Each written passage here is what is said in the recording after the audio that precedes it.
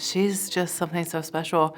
And I mean, I know I'm biased, she's my own child, but there's just something so sweet and just pure about her. And she has no clue what she's overcome and what she's been through. She's got no clue.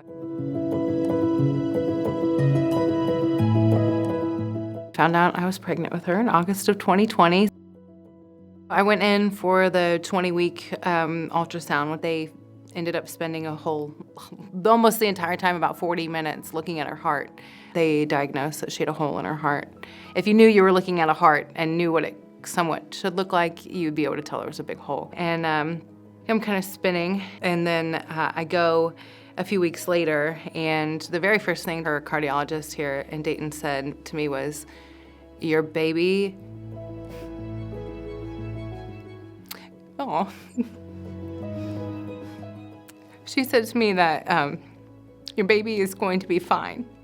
She's got a very large hole in her heart, and it can be fixed with surgery.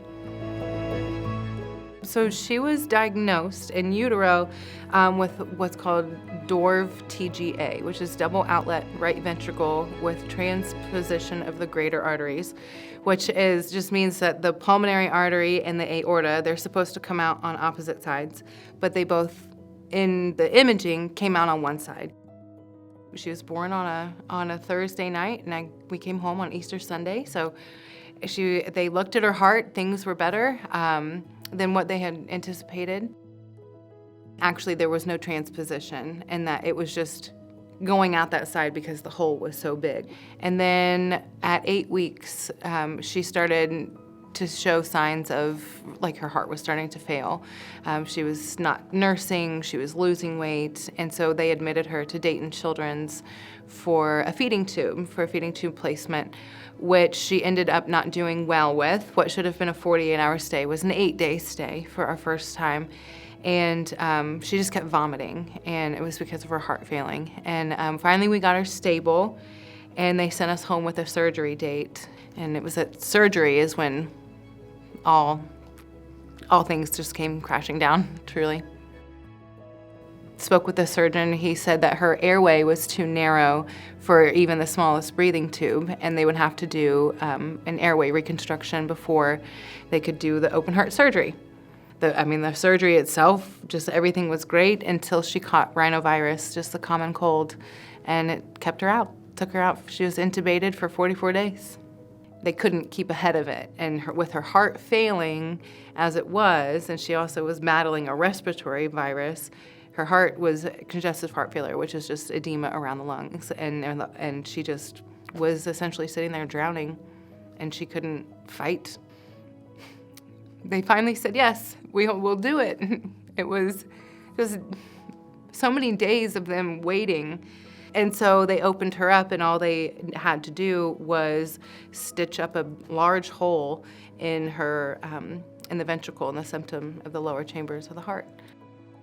I didn't know what to expect, and just to see her, she looked like an angel. She was bundled up, and she was snoozing. She had all these little lights on her head, and she just looked so good. And she got the tube out, and within a month gained a whole bunch of weight and eats everything in sight. She does still have to have another surgery at some point. She will have to have her mitral valve replaced. We were so lucky. She was so lucky because they were spending so much time in the ICU.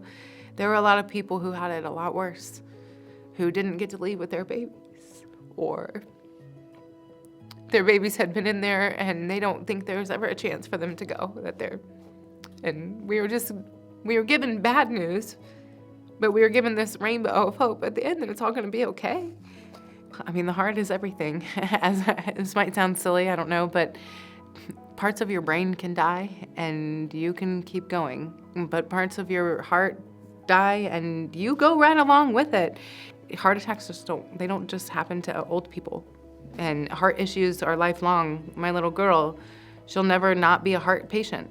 Even if she's fixed perfect for 50 years, she'll still be a heart patient. The American Heart Association is there for them should they need them. I think people, when they think of donating, they don't see they see like the name, the entity, and I feel like a lot of times in that they get lost on the people who are like me. And when you donate to the American Heart Association, you don't just donate to a brand. You donate to people like me, my children, and how Journey's journey is going and how it's been and how it could be in the future.